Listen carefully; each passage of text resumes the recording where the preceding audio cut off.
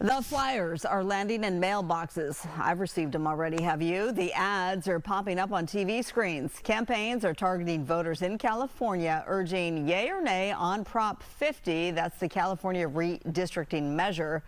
Political science professor Sara Sadhwani was a Democratic member of the 2020 Independent Redistricting Commission, and she continues to be a member.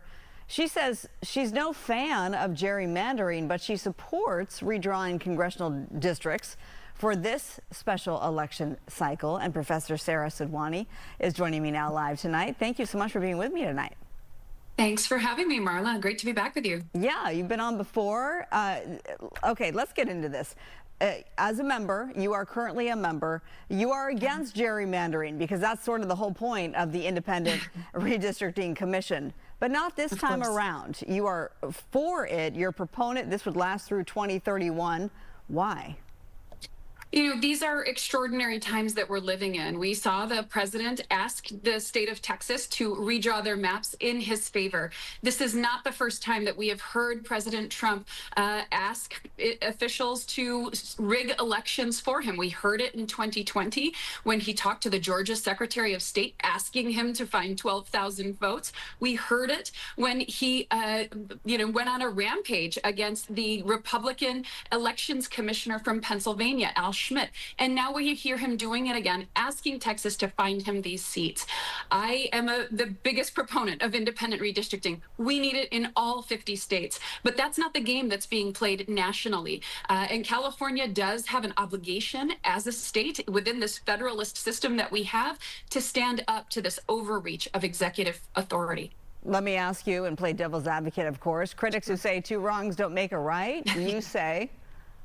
You're right. And I taught my children that the same. I have 3 kids myself, but I also taught them that if you don't throw the first punch, but if someone comes after you, you can defend yourself. And I think that that's what's happening here. California is standing up against these kinds of threats to ensure a fair and level playing field. This is not ideal. It's not optimal, but these are extraordinary circumstances, and extraordinary times call for extraordinary measures. Well, you helped draw the 2020 maps. Did you help redraw them now? No, I only saw these maps the same time the rest of the public did when they went live on the Senate Elections Committee's page. So I had no hand in drawing these maps. But I will say, just in looking at them, there are a number of places where they did maintain some of the communities of interest that we as the commission had heard from. You know, the commission received nearly 40,000 pieces of testimony from Californians across the state. That was the data that we used to develop these maps. And with the maps that the commission drew, we had some of the most competitive districts in the country. That, of course, shifts with these new maps. But on balance, we should be wanting competitive districts across the nation. All Americans will be better represented when we have fair districts drawn. So a big part of this for me is also to push both Democrats and Republicans to enact independent redistricting in all 50 states, so that we can level the playing field by the time we get to 2030, the next round of redistricting. Do you know who drew these maps? I believe it was the firm Redistricting Partners, headed by Paul Mitchell.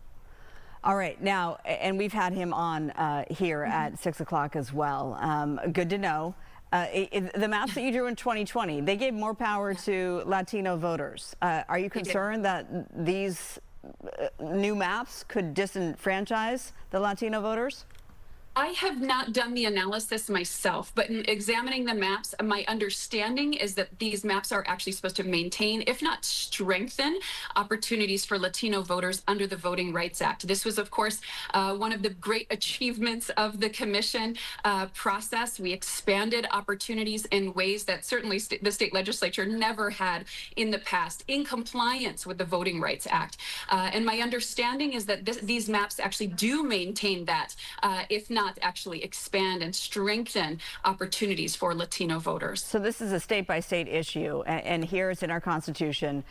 which is why there needs to be a special election in the California Constitution as to why we need to bring this to the voters to redo the maps. In other states, like we saw in Texas, the legislature can just vote on it. So there's the difference there. You're saying that you want all 50 states to have what we have here, the Independent Redistricting Commission.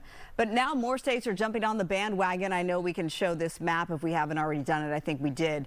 That shows the red and blue states that are now looking to redraw their congressional maps. What's the end game here? I mean, if all 50 states redo this, isn't this just a moot point? It certainly is. I mean, it's really a zero-sum game that we're playing at this point, which is why my greatest hope is Democrats and Republicans can come together. We don't see bipartisan efforts very often anymore in American politics. We certainly did see it here in California with the work of our commission. We passed our maps unanimously, Democrats, Republicans, and independents. And that's the kind of movement that we need nationally to change this situation for the future, to make a level playing field in redistricting. Redistricting is so tough because a lot of Americans don't necessarily know what it means. They don't necessarily know how it happens or when it happens. It only happens once every 10 years.